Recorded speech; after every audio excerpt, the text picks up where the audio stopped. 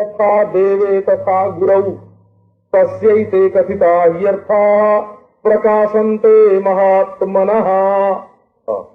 परमात्मा में जिसकी सच्ची भक्ति है और जैसी भक्ति परमात्मा में है वैसी गुरुदेव में है, दोनों में समान भक्ति जिसकी है वो उपनिषद में कहे हुए अर्थ को ग्रहण कर सकता है।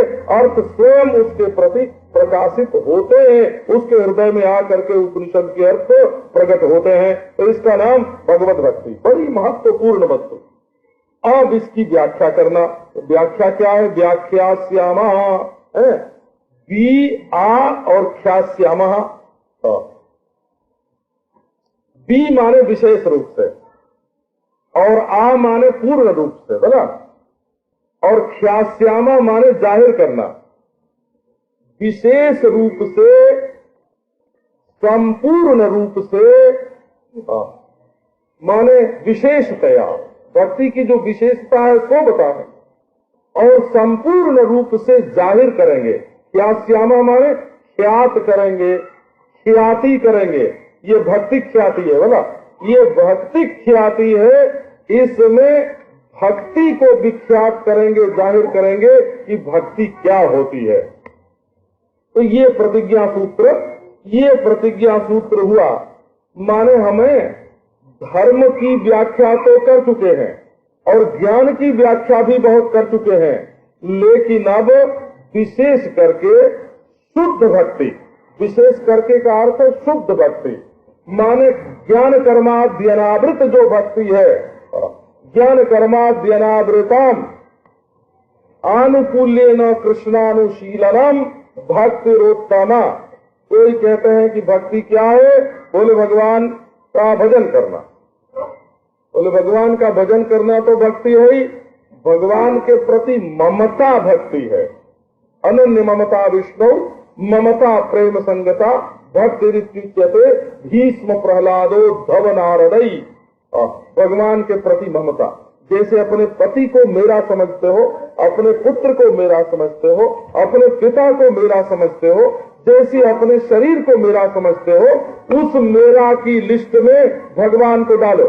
अगर 100 तुम्हारे मेरे हैं तो 101 कर दो, एक भगवान को भी मेरा मानो। और ये भगवान के प्रति ऐसी ममता बढ़ेगी कि ये तो महाराज चिगुनी पकड़ के पहुंचा पकड़ना जैसे बोलते हैं ना, तुम उनको जरा सी जगह दोगे तो वो भिक्षुपाद प्रसारण न्याय से, है ना, जैसे महाराज भिखारी जहाँ बैठा धीरे धीरे पांव फैला के, है ना, एक भिखारी आया, बोले जरा हमको बैठ जाने दो। बैठ गया महाराज, बैठ गया तो थोड़ा हमको बैठे कब तक रहेंगे, पांव फैलावेंगे। तो पांव फैलाया तो बोले सालग्राम की पूजा करनी है, पेटारी रखेंगे, है ना। बोले उसके लिए तुलसी का पत्ता चाहिए। बोले धूप में कैसे बैठेंगे, एक छत्ता लगा लेंगे, है ना, और रात को सो जाएंगे और थोड़े दिनों में चबूतरा बन गया हो और बाद में तो माल बन जाता है वहाँ। तो इसको भिक्षुपाद प्रसारण न्याय बोलते हैं। तो ये भगवान जब हृदय में आते हैं ना, जब भगवान हृदय में आते हैं तो पहले तो जैसे एक चिंगारी हो, जैसी आग की जरा सी चिंगारी चमके वैसे चमकते हैं, फिर जुगनू की तरह चमकने लगते हैं। बोला जैसे जुगनू कभी चमकता है कभी नहीं चमकता है, कर दो। उसके बाद दिए की लौ की तरह प्रज्वलित होने लगते हैं, उसके बाद मणि की तरह बैठ जाते हैं। बोला और उसके बाद तो निकाले भी नहीं निकलते हैं, अपनी आत्मा से चिपक करके बैठ जाते हैं। तो उनकी भक्ति, ये भक्ति क्या होती है, कैसी होती है, ये प्रसंग फिर आपको, है ना, कल से 1 महीने तक महाराज श्री की आज्ञा है। और ये तो ऐसे ऐसे शब्द कहते हैं महाराज, क्या इनकी कृतज्ञता प्रकट करें हैं। ये तो जैसे कोई अपने बच्चे को बढ़ावा देने के लिए, है ना, और उसकी तारीफ बढ़ता हो, बड़े भाई अच्छा, तो फिर अब कल से ये प्रसंग चलेगा। आज जैसे यहाँ का नियम है ना, उसको आप लोग एक बार देख लो।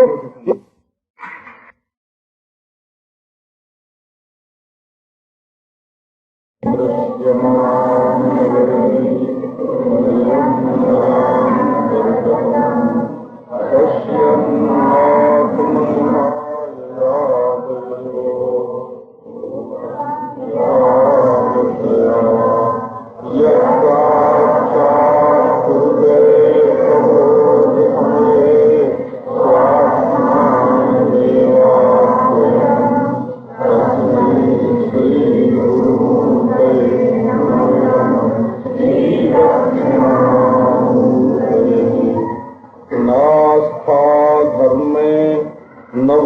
विषये नैव कामोपभोगे यद्भाव्यं तद्भवतु भगवन् पूर्वकर्मानुरूपम् एतत् प्रार्थ्यं मम बहुमतं जन्म जन्मान्तरेऽपि त्वत्पादाम्भोरुहयुगता निश्चला भक्तिरस्तु। ओम शांति शांति शांति। कल पहले सूत्र का भाव आपको सुनाया। ये प्रतिज्ञा सूत्र है। इसको प्रतिज्ञा अधिकरण बोलते हैं। इसमें अर्थ शब्द का अर्थ है भगवान का नाम ओंकार। ग्रंथ का मंगलाचरण है और अर्थ ये धर्म ज्ञान सब कई आनंतर की है। धर्म के बाद भी भक्ति होती है, ज्ञान के बाद भी भक्ति होती है। धर्मानुष्ठान और ज्ञान होने के पहले भी भक्ति होती है। इसलिए जैसे वेदांत के अधिकारी के लिए ये जरूरी है कि वो नित्यानित्य वस्तु विवेक और यहाँ मूत्र फल भोग विराग समाधि सत्संपत्ति और मुमुक्षा से युक्त होकर के ब्रह्म की जिज्ञासा करे, वैसी जरूरत भक्ति के नहीं है, क्योंकि भक्ति ही सारे साधनों को खींच करके अपने आप ले आती है। ज्ञान को पहले से बैठने के लिए सिंहासन की जरूरत पड़ती है। आके कहाँ बैठे तो उसके लिए सिंहासन बना के रखो।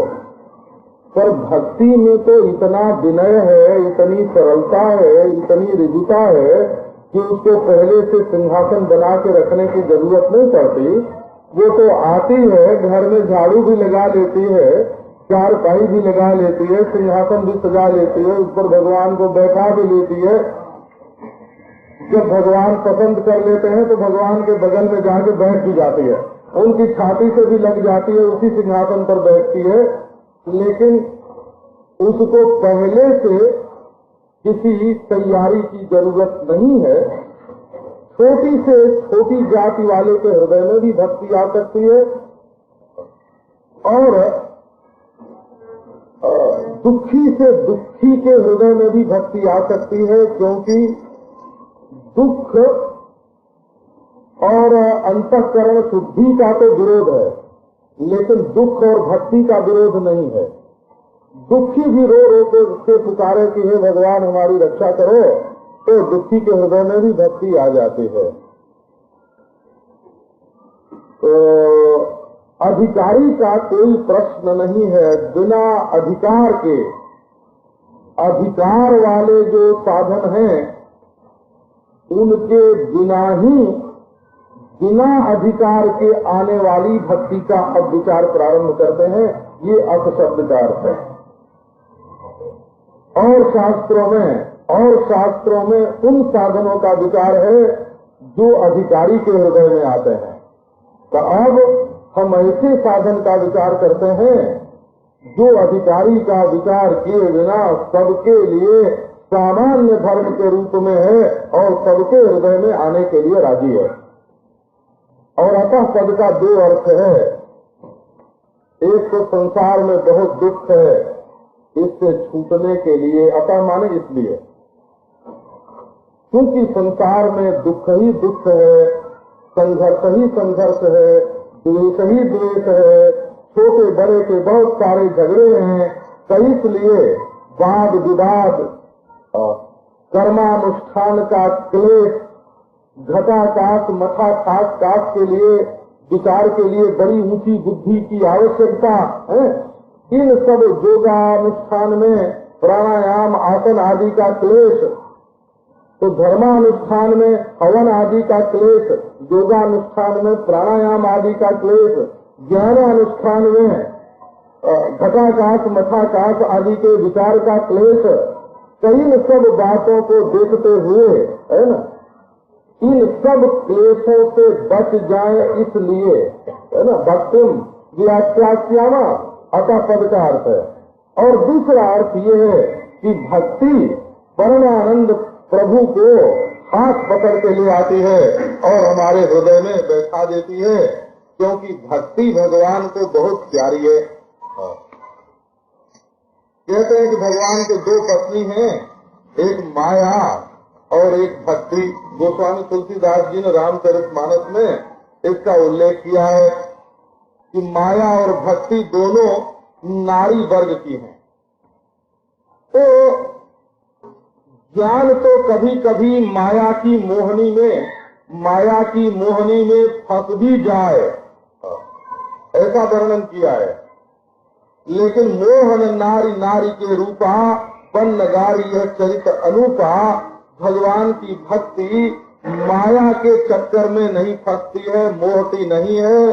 ये और परमानंद प्रभु जो हैं ये भक्ति से बहुत प्यार करते हैं। भक्ति प्रभु विशेष प्यारी, ये भगवान को बहुत ज्यादा प्यारी है और ये प्रभु को पकड़ करके ले आती है, हृदय में बैठा देती है। इसलिए परमानंद प्रभु को साक्षात देने वाली होने के कारण भक्तिम व्याख्यास्यामा, विशेष और संपूर्ण, ई माने विशेष और आ माने संपूर्ण, और ख्याति माने जाहिर करना। विशेष क्या है इसमें? विशेष ये है कि साधारणतया लोग जब भक्ति का वर्णन करते हैं तो कर्म मिश्रा भक्ति का वर्णन करते हैं अथवा ज्ञान मिश्रा भक्ति का वर्णन करते हैं। तो विशेष ये है कि नारद भक्ति सूत्र में जिस भक्ति का वर्णन किया जाएगा वो कर्म से मिश्रित भक्ति नहीं है।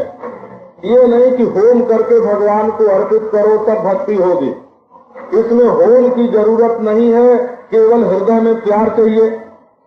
और तो भाई पहले प्रभु को जानो फिर भक्ति करो, तो बोले कि नहीं, इसमें जाने अनजाने, ज्ञातवा अज्ञातवा, जानने अनजान में कैसे भी प्रभु से प्यार करो, ये हुआ विशेष। भक्ति का विशेष ये है कि इसमें कर्म का मिश्रण और ज्ञान का मिश्रण नहीं है, ये शुद्ध भक्ति है। और संपूर्ण इसलिए है कि कर्म से जो मिलता है सो भी भक्ति से मिल जाएगा, ज्ञान से जो मिलता है तो भी भक्ति से मिल जाएगा। फल में तो पूर्णता है और अनुष्ठान में ज्ञान और कर्म की जरूरत नहीं है। इसलिए संपूर्ण भक्ति का निरूपण प्रारंभ करने के लिए ये सूत्र रचना देवर्षि नारद करते हैं। अब भक्ति व्याख्यास्यामा में भक्ति के एक दो रूप आपको कल बताए थे। माने श्रीमद् भागवत में ये बात बताई कि अपनी इंद्रियों को धीरे धीरे संसार की ओर से मोड़ना और भगवान की ओर ले चलना, गुरु शास्त्र संप्रदाय की बताई हुई रीति से। देवानाम गुणलिंगानाम आनुश्रविक कर्मणाम सत्वैवैक मनसा। एक भक्ति तो ये है जो हृदय में अग्नि की तरफ प्रज्वलित होती है और संपूर्ण कूड़ा करकट को भस्म करके प्रभु से मिलाते हैं। दूसरी भक्ति वो है जो गंगा जी का रूप धारण करते हैं। मद गुण श्रुति मात्रेण मई सर्वगुहातये मनोगतिरविच्छिन्ना यथा गंगा मसोम बुधौ। भगवान के गुणानुवाद का श्रवण करते करते हृदय द्रवित होता है, पिघल जाता है। तो देखो आपका हृदय पिघलता है कि नहीं। जब आप किसी के बारे में सुनते हैं, उसका गुणानुवाद सुनते हैं, उसकी लीला सुनते हैं, उसके रूप सौंदर्य का वर्णन सुनते हैं, उसकी दयालुता, उसकी मृदुता सुनते हैं, तो आपका हृदय पानी पानी हो करके उसकी ओर बहता है।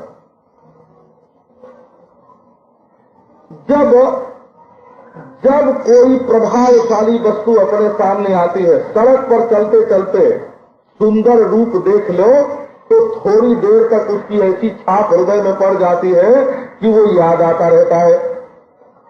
कहीं बगीचे में घूमते घूमते सुगंधित पुष्प, सुंदर पुष्प देख लो तो थोड़ी देर तक वो मन पर छा जाता है। तो संसार की सभी चीजें हमारे हृदय पर असर डालती हैं। कभी बहुत सुंदर बढ़िया भोजन मिल जाए करने को, कभी बहुत मुलायम वस्त्र पहनने को मिल जाए तो उसकी बाद में भी याद आती है, उसका हृदय में संस्कार पड़ जाता है, छाप पड़ जाती है। इसका अर्थ ये है, ये शास्त्र में ये बात बताई गई है कि ये जो हमारा हृदय है ये लाह के समान है, समझो रांगा के समान है। जब इस पर गर्मी पहुंचती है तो ये पिघल जाता है, और जिस चीज के लिए पिघलता है उसके संस्कार, उसकी छाप इस पर लग जाती है। तो इसको एक बार पूरी तरह से हृदय को पिघलाओ और पिघला करके इसमें श्री कृष्ण के साँचे में इसको ढाल दो। मूसा सिक्तम यथा ताम्रम तन्निभम जायते तथा, जैसे तांबे को गलाते हैं और गला करके किसी सांचे में ढाल देते हैं, तो जिस सांचे में ढालें वो ऐसी शकल उस तांबे की बन जाती है। वैसे पहले हृदय को गलाओ। कैसे? कि प्रभु के लिए व्याकुलता आने दो अपने हृदय में, हैं? प्रभु की सुंदरता, उनकी मधुरता, उनकी बंसी ध्वनि, उनकी मधुर वाणी, उनका सुकोमल स्पर्श, उनका परम सुंदर रूप, उनका रस, उनके शरीर की गंध, इसका स्मरण करके, ध्यान करके, वर्णन करके, श्रवण करके उसको अपने हृदय में ऐसा आने दो कि उसके लिए अपना हृदय पिघल जाए। वो कितने दयालु हैं कि अपने एक एक भक्त की याद करके रोते हैं, प्रातः काल उठ करके भीष्म का ध्यान करते हैं।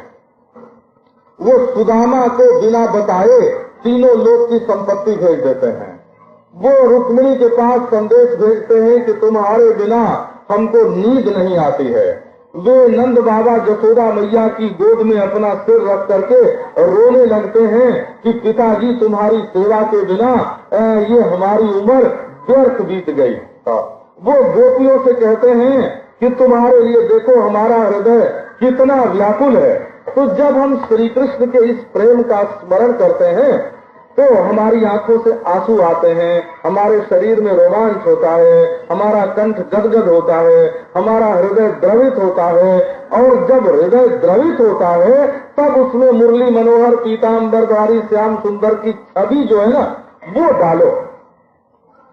तो जब वो हृदय में माने धनुषधारी दशरथ नंदन सीतापति भगवान रामचंद्र की छवि डालो, उसमें काशीपति विश्वनाथ गौरी शंकर भगवान की जो छवि है तो वो डालो।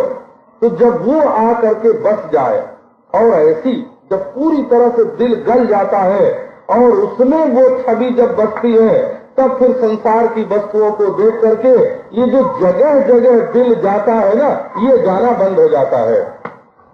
तो भक्ति का अर्थ क्या हुआ? भक्ति का अर्थ हुआ कि पहले दो विभाग कर दो। इसका नाम है संसार। विभाजन करो, पहले विभजन करो, विभाग करो, ये इसका नाम रहा संसार और इसका नाम रहा भगवान। अब हम संसार से प्रीति नहीं करेंगे, भगवान से प्रीति करेंगे। तो भक्ति ने क्या किया?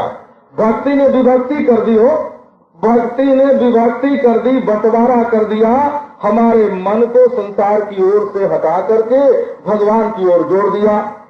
तो इसको भक्ति कहते हैं। भक्ति द्रुतस्य भगवत धर्माद धारावाहिकतां गता सर्वेशे मनसो वृत्तिर भक्तिरित्यभिधीयते। अद्वैत सिद्धि के लेखक मधुसूदन सरस्वती भक्ति की परिभाषा करते हैं। भक्ति की परिभाषा मधुसूदन सरस्वती बहुत बड़े विद्वान हुए हैं अद्वैत संप्रदाय में। हो उनका सिद्धांत बिंदु, उनकी वेदांत लतिका है, उनकी अद्वैत सिद्धि अद्वितीय ग्रंथ है अद्वैत वेदांत के संप्रदाय में उनके। एक दिन अद्वैत सिद्धि लिखते लिखते महाराज एकांत में बैठे हुए थे। कोई एक परमहंस जिसके कमर में केवल लंगोटी, शरीर में धूल लगी, और उनकी कुटिया में घुस आया और आके मधुसूदन जी तो नीचे बैठ के लिख रहे थे और वो आके ऊपर बैठ गया। मधुसूदन जी ने देखा, बोले हम इतने बड़े विद्वान हैं, इतने ज्ञानी, इतने ग्रंथों के लेखक, हम नीचे बैठे हैं और ये नंग धड़ंग परमहंस आकर के कोई हमसे ऊपर बैठ गया, है ना, ख्याल हुआ हो। उसने कहा मधुसूदन एक बात सच्ची सच्ची हमको बताओ, जब कभी विचार गोष्ठी होती है और तुमसे कोई तगड़ा विद्वान तुम्हारे सामने नैयायिक मीमांसक आता है और शास्त्र में, शास्त्रार्थ में जब पक्ष प्रतिपक्ष होता है और उसकी दी हुई युक्ति का उत्तर तुमको नहीं सूझता है, तो तुम्हारे चित्त में उद्वेग होता है कि नहीं कि हाय हाय मैं कहीं हार न जाऊं? सच्ची बोलना। मधुसूदन जी ने कहा होता है ना। बोले कि अच्छा, और जब किसी बड़े पंडित को तुम हराते हो, पराजित करते हो, तो तुम्हारे मन में हर्ष से उत्फुल्लता आती है कि नहीं? बड़ी खुशी। बोले आती है महाराज। बोले कि तुम ब्रह्म हो ये तो सही है ना, ये तो है ना, ये तो त्रिकालाबाधित सत्य है कि तुम ब्रह्म हो, लेकिन अंतःकरण से तादात्म्य में जितना टूटना चाहिए उतना टूटा नहीं। बोले हाँ ये बात भी सच्ची है। ये क्यों नहीं टूटा? तो जैसा अधिकार संपन्न हो करके तुमको ज्ञानी होना चाहिए था, वो अधिकार अभी तुमने प्राप्त नहीं किया है। बोले कैसे होगा? उन्होंने कहा श्री कृष्ण की आराधना करो। श्री कृष्ण की आराधना करो तो अंतःकरण में विनय आवे, संसार के विषयों का चिंतन छूटे, अभिमान छूटे, तब देखो कैसा ब्रह्म का आविर्भाव होता है शरीर में। दकादक ब्रह्म ज्ञान हो जगमगाए जीवन में। मधुसूदन जी ने कहा कि बताओ महाराज कैसे करें? एक मंत्र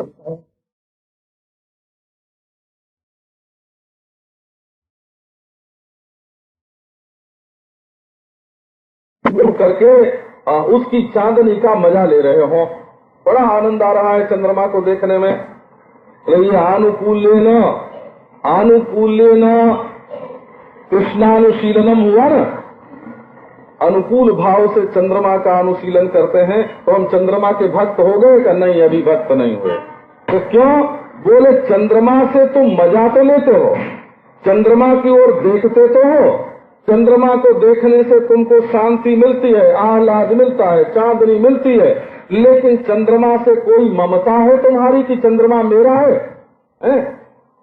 चंद्रमा मेरा है ये ममता जुड़ी? बोले नहीं, ममता तो नहीं जुड़ी। तो ममता नहीं जुड़ी तो अभी भक्ति नहीं आई। भक्ति तब आती है जब ममता जुड़ती है। ये मेरा स्वामी है, मैं इसका सेवक हूँ, ये मेरा मित्र है, ये मेरा पुत्र है, ये मेरा गुरु है, ये मेरा पति है। किसी न किसी तरह से ममत्व जब जुड़ता है तब भक्ति का उदय होता है। और भक्त लोग कहते हैं कि अनन्य ममता विष्णु ममता प्रेम संगता भक्तिरित्युच्यते भीष्म प्रहलादो धव नारदई। भगवान में ममत्व का उदय हुए। ममत्व माने मेरा है, भगवान मेरा है, भगवान मेरा है, भगवान मेरा है। सम्यंग मसृणित स्वांतो ममत्वातिशयांकितः भावस्यैव सांद्रात्मा बुधई प्रेमा निगद्यते। दिल हो नरम, दिल में सख्ती न हो, कठोरता न हो। प्रेमी का ये लक्षण है कि प्रेमी केवल एक स्थान पर कठोर है, बाकी सब जगह कोमल ही कोमल है। कठोरता उसकी क्या है कि वो अपने प्यारे को छोड़ नहीं सकता। कोई कहे कि तुम अपने दिल से निकाल दो, है ना, तो लोगों की बात मान करके वो दिल से निकालने की कोशिश भी कर सकता है, लेकिन निकाल नहीं सकता। तो अपने दिल को गूंद गूंद करके, जैसे आटे को गूंदते हैं ना, ऐसे गूंद गूंद करके बिल्कुल सिद्ध कर लो और उसमें भगवान को बैठा लो और कहो कि भगवान मेरा, भगवान मेरा, मैं तेरा तू मेरा, प्रभु जी मैं तेरा तू मेरा। ब्रज में बड़े बड़े महापुरुष लोग ये गाते हैं, प्रभु जी तू मेरा मैं तेरा, प्रभु जी तू मेरा मैं तेरा। तू मेरा है और मैं तेरा हूँ। अब ये मेरा तेरा जो है ना, संबंध इतना सिमट करके लग गया है कि ये कभी छूट नहीं सकता। बोले भाई बस मेरा तेरा हो जाने से, तू मेरा और मैं तेरा, इतना होने से भक्ति पूरी हो जाती है? तो भक्त लोग कहते हैं कि नहीं, केवल ममता जो है, केवल ममता से ही काम नहीं चलता है, ममता थोड़ी बाहर भी निकलनी चाहिए। क्या ममता बाहर कैसे निकले? तो कहते हैं ऋषिकेश सेवनम भक्तिरुत्तमा। सर्वोत्तम भक्ति ये है कि भक्ति को केवल मन में ही मत रखो, अपने पास जो कुछ है उसके द्वारा अपने प्रभु की सेवा करो। पांव से चलो उसकी सेवा के लिए, हाथ से काम करो उसकी सेवा के लिए, मुंह से बोलो उसकी सेवा के लिए, कान से सुनो उसकी सेवा के लिए, आंख से देखो उसकी सेवा के लिए, त्वचा से छुओ उसकी सेवा के लिए। माने अपने को ऐसा संवार कर, ऐसा सजा कर, ऐसे बन ठन कर, ऐसे सज धज करके उसके सामने जाओ कि वो देख करके तुमको खुश हो जाए। अपने को ऐसा सजाओ, ये मत समझो कि अरे वो तो परमानंद कंद है, उसको खुशी की क्या जरूरत। एक बार महाराज हमारे श्रीउड़िया बाबा जी महाराज, उनको बुखार था, 105 डिग्री से भी ज्यादा बुखार था। शिवरात्रि का दिन भक्त लोगों ने क्या किया, तख्ते पर बैठा दिया और उनके सिर पर खूब माला फूल जोड़ा और बेल पत्र रखा और गंगा जल गिराने लगे, है ना। बोले अरे ये क्या कर रहे हो महाराज, को ज्वर है? उन्होंने कहा अरे ये तो शक्तिशाली है, ये तो भगवान है, बुखार इनका है, बुखार इनका क्या करेगा। बोले नहीं भाई, ये बात भगवत भाव के अनुरूप नहीं है। हरि बाबा जी ने तुरंत पहरा बैठा दिया कि नहीं नहीं, जब तक ज्वर है तब तक कोई इनके ऊपर पानी नहीं डाल सकता। हटाओ बेलपत्र, हटाओ फूल, हटाओ माला। तो ये सोचना कि ये तो ईश्वर हैं और इनके पास तो बड़ी सुंदरता है, हमारी सुंदरता इनको क्या भावेगी, इनके पास तो बड़े बड़े सेवक हैं, हमारी सेवा इनको क्या भावेगी, है ना। ये नहीं, बल्कि अपने जीवन को चरितार्थ करने के लिए, अपने जीवन को सफल बनाने के लिए, अपने को संपूर्ण रूप से जितना सामर्थ्य हो, अपने तन को सुंदर बनाकर, अपने मन को सुंदर बनाकर, अपने हृदय को सुंदर बनाकर, अपने को सजाकर, अपने को भगवान की सेवा में उपस्थित करो। तो हे प्रभु, ये हमारी आंखों की चमक देख करके आप खुश हो जाओ, इसमें प्रेम की चमक है बोला। ये हमारी मुस्कान देख करके आप खुश हो जाओ, क्योंकि ये मुस्कान केवल होठों की नहीं है, ये प्रेम की है। आप ये हमारे 4 चने खा करके, 4 चावल खा करके प्रसन्न हो जाओ, क्योंकि ये चने, ये चावल कोई मिट्टी के बने हुए नहीं है, ये प्रेम के बने हुए हैं, प्रेम के। तो इस प्रकार अपनी संपूर्ण वस्तुओं को प्रेम की चाशनी में कर करके प्रेम के रस में रसीला बना करके अपनी संपूर्ण वस्तुओं को प्रभु के सामने उपस्थित करना। अनेन श्री कृष्ण प्रियताम, इसके द्वारा हमारा प्यारा, हमारा श्री कृष्ण तृप्त होवे, प्रसन्न होवे। तो इसका नाम बताया भक्तों ने भक्ति।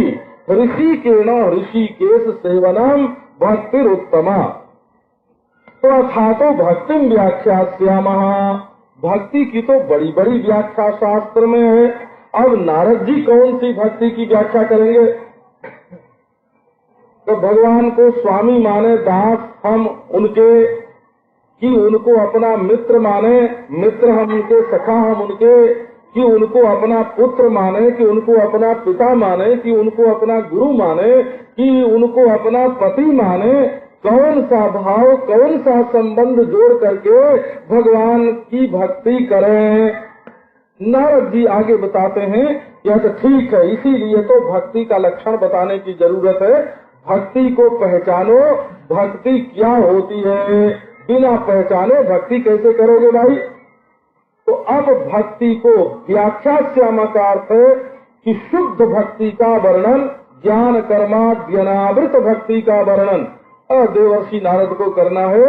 इसीलिए उन्होंने 2 लक्षण बताया हो। पहले 2 लक्षण है भक्ति के। इसका नाम भक्ति दर्शन ही होना चाहिए। क्यों?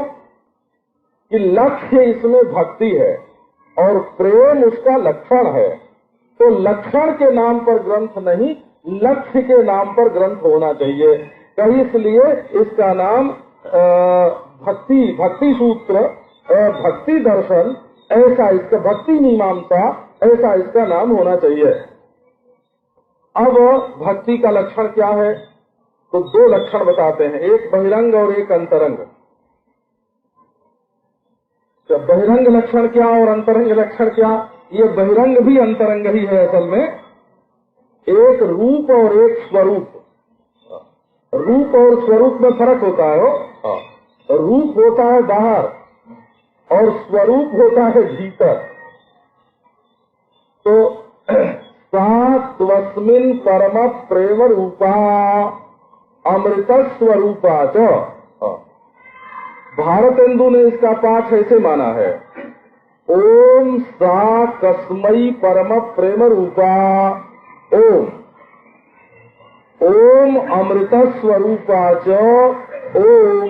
वो प्रत्येक सूत्र के आदि में और अंत में ओम बोलते हैं। और प्रतिज्ञा अधिकरण पहला सूत्र है, अथा तो भक्ति व्याख्यास्यामः। और दूसरा सूत्र जो है वो रूप लक्षणाधिकरण है। और अमृत स्वरूपा च, ये स्वरूप लक्षणाधिकरण है। तो रूप भक्ति का क्या है? बोले परम प्रेम ही भक्ति का रूप है। परम प्रेम, परम प्रेम हो। भक्ति का रूप क्या है कि हमारे हृदय में परम प्रेम होवे। बोले ये प्रेम क्या और परम प्रेम क्या? तो ये प्रिय धातु है, प्रिय बोलते हैं उसको। ये 4 प्रकार से इसका पाठ प्राप्त होता है पाणिनीय रीति से। प्रयति, प्रीणाति, प्रीयते, प्राययति, प्रीणयति। 5 रीति से प्रेम शब्द की निष्पत्ति होती है। प्रेम मान प्रिय तर्पणे, प्रीणाति इति प्रियः, प्रियस्य भावः प्रेमा। एक इमनिच प्रत्यय होता है और एक मनिन प्रत्यय होता है। दोनों से प्रेम शब्द बनता है। एक नपुंसक लिंग में प्रेम और एक पुम लिंग में प्रेमा। संस्कृत में प्रेमा बोलते हैं। तो परमः प्रेमा एव रूपम यस्या सा परम प्रेम रूपा। अब देखो, आपको सातु से लेते हैं। सातु अस्मिन परम प्रेम रूपा। सा माने वह कौन? जिसकी व्याख्या करने की प्रतिज्ञा की है वह भक्ति। सा भक्तिस्तु, वह भक्ति तो अस्मिन परम प्रेम रूपा। अस्मिन और कस्मई दो पाठ हैं, तो दोनों का विचार सुनो। सामान्य अर्थ तो इसका यही है कि ईश्वर में परम प्रेम जो है उसी को भक्ति कहते हैं। सामान्य अर्थ इसका यही है। लेकिन अस्मिन और कस्मई में जो विशेषता है वो ईश्वर कह देने से पूरी नहीं होती है। अस्मिन का अर्थ है इसमें, इस भगवान में। अस्मिन पद जो है ना, अस्मिन, उसका अर्थ है अपरोक्षे, प्रत्यक्षे, पुरोवर्तिनी। हमारे सामने जो ईश्वर है उस ईश्वर में जो परम प्रेम, उस परम प्रेम, वो परम प्रेम है भक्ति का रूप, भक्ति की मूर्ति। अगर आप भक्ति का दर्शन करना चाहते हैं कि भक्ति का रूप कैसा, भक्ति की सुंदरता कैसी, बोले सामने वाले भगवान में प्रेम करो।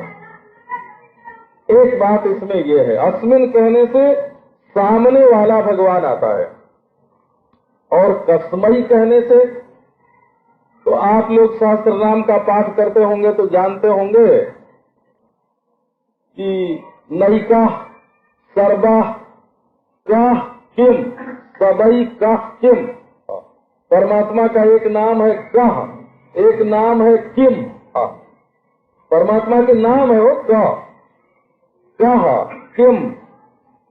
तो बोला ये बताओ, परमात्मा का नाम कह माने कौन, किम माने क्या। परमात्मा हिंदी में बोलो ना तो कह माने क्या, तो कौन। परमात्मा का एक नाम है कौन और परमात्मा का एक नाम है क्या।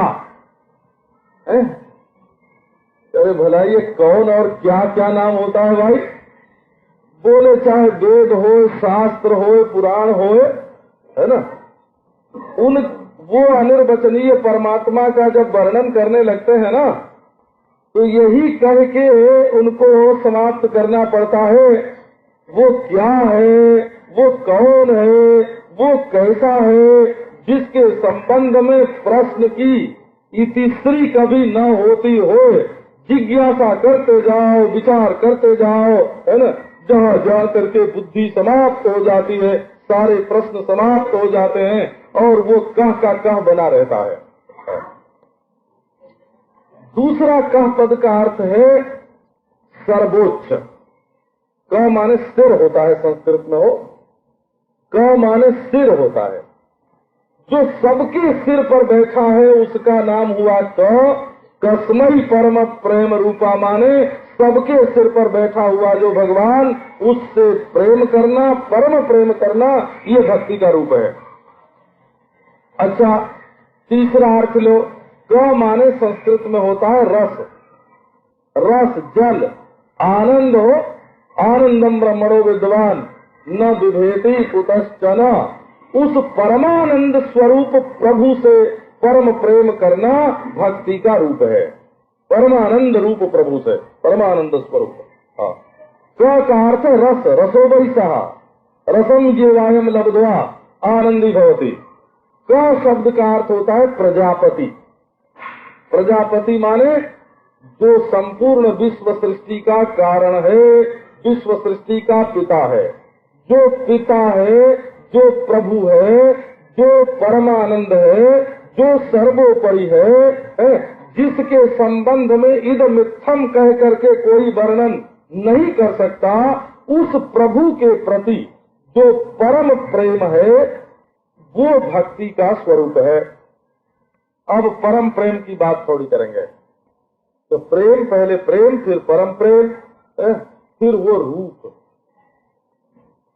तो देखो, असल में अंतःकरण में जो हमारे वृत्ति आती है,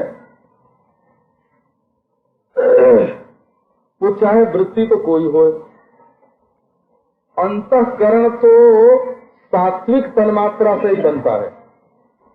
अंतःकरण तामस तन्मात्रा से नहीं बनता, नहीं तो उसमें ज्ञान नहीं होता। और अंतःकरण जो है वो राजस तन्मात्रा से भी नहीं बनता है, सात्विक तन्मात्रा से बनता है। इसलिए अंतःकरण में जितनी वृत्ति होती है उसको सत्व का ही परिणाम मानते हैं, सत्व गुण का ही परिणाम है। क्योंकि जो जानकारी होती है ना, अनुभव जो होता है, वो यदि सत्व गुण न हो, प्रकाश न हो, रोशनी भीतर न हो, तो जानकारी कैसे होगी? ये हमारा दुश्मन है, इस पर क्रोध करो, ये भी तो जानकारी होती है ना। और ये हमारा बेटा है, इसको लेकर के कलेजे से चिपटाए लो, ये मर गया तो क्या, मुर्दा है तो क्या है? ये बंदर जो है वो अपने बेटे को अपने गोद से चिपकाए करके जो मूड हो जाते हैं, मोहग्रस्त रहते हैं, वो ये हमारा बेटा है, ये जानकारी ही तो उसमें है ना। तो तमोगुणी मोह में भी ज्ञान सत्व का परिणाम है, और रजोगुणी राग में भी, क्रोध में भी सत्व का परिणाम है। लेकिन भक्ति प्रेम में क्या बात है? बोले एक विशेषता है इसमें। जब क्रोध आता है तो दुश्मन पर आता है ना, तो भले तुम्हारे हृदय में ज्ञान सत्व से आया हो, लेकिन जब वो दुश्मन से जा करके मिला तो रजोगुण हो गया। जब वो कुटुंब से जा करके मिला तो तमोगुण हो गया। और जब वो किसी देवता से मिला, समाधि से मिला, ध्यान से मिला, योगाभ्यास से मिला, तब वो सत्वगुणी हो गया। लेकिन जब वो तुम्हारी सत्वाकार वृत्ति का परिणाम ईश्वर से जाके मिला, तब क्या हुआ? बोले तब तो भक्ति हो गया ना। देखो, अंतःकरण एक होने पर भी वो मिला किससे, है ना? वो मिला किससे? एक आदमी की आंख है, समझो, आंख तो ठीक है, आंख में तो ज्ञान है, तो देखने की शक्ति है, पर उससे तुम देखते क्या हो, है ना? उससे अगर गंदी चीज देखते हो तो दूसरी बात हो गई, उससे लुभावनी चीज देखते हो तो दूसरी बात हो गई, उससे गंगा जी की धारा का दर्शन कर रहे हो तो दूसरी बात हो गई, और उसी आंख से ईश्वर का दर्शन कर रहे हो तो दूसरी बात हो गई, है ना?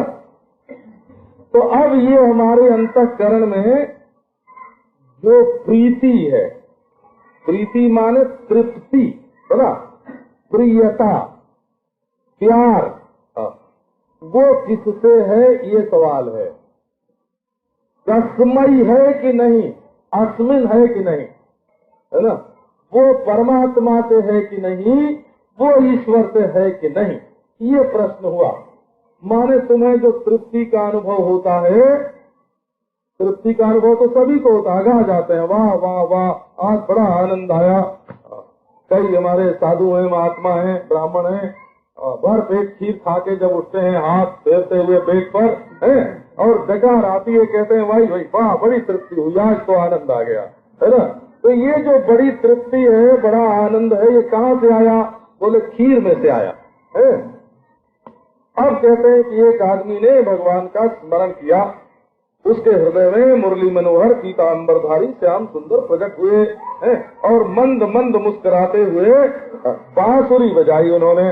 अब वो ध्यान से उठा और बोला, बड़ा आनंद आया, बड़ी तृप्ति आई है।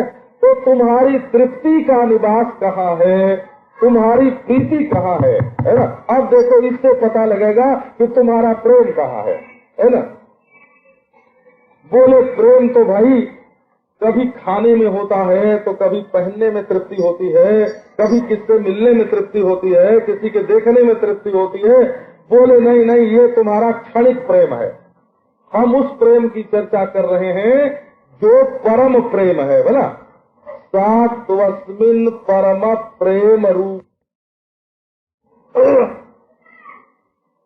प्रेम में 7 बात होना अनिवार्य है। गिन लो, हम तुमको बता देते हैं। एक तो प्रेम किसी भी वजह से घटना नहीं चाहिए, तब प्रेम है।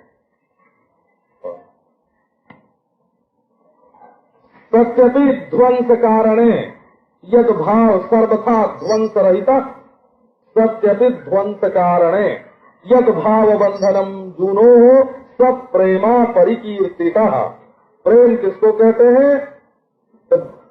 टूटने की वजह दुनिया में जो भी होती है, उसके आ जाने पर भी जो न टूटे उसका नाम प्रेम।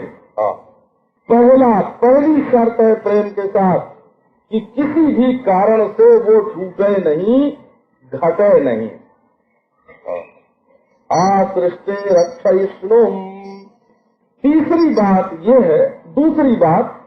दूसरी बात ये है कि हृदय में चिकनाई बनी रहे, भला स्नेह बना रहे, अपने प्रियतम के प्रति रुक्षता कभी ना आवे, रूखापन, दिल में रूखापन कभी ना आवे। ये प्रेम की दूसरी बात है, इसको स्नेह बोलते हैं। स्नेह माने घी, मक्खन, दूध, दही, जैसे ये कभी रूखे नहीं होते हैं, वैसे तुम्हारा दिल घी की तरह रहे, मक्खन की तरह रहे, दूध की तरह रहे, दही की तरह रहे, उसमें कभी रुखाई न आवे, रुक्षता न आवे। ये दूसरी बात है। और तीसरी बात क्या होती है प्रेम में? चंद्रमा जब पूर्ण होता है तब गोल गोल हो जाता है, लेकिन प्रेम पूर्ण होने पर भी गोल नहीं होता है, थोड़ा टेढ़ा बना रहता है, उसमें थोड़ी छेड़छाड़ चलती रहती है ना। तो कभी वो रूठते हैं, वो मनाते हैं।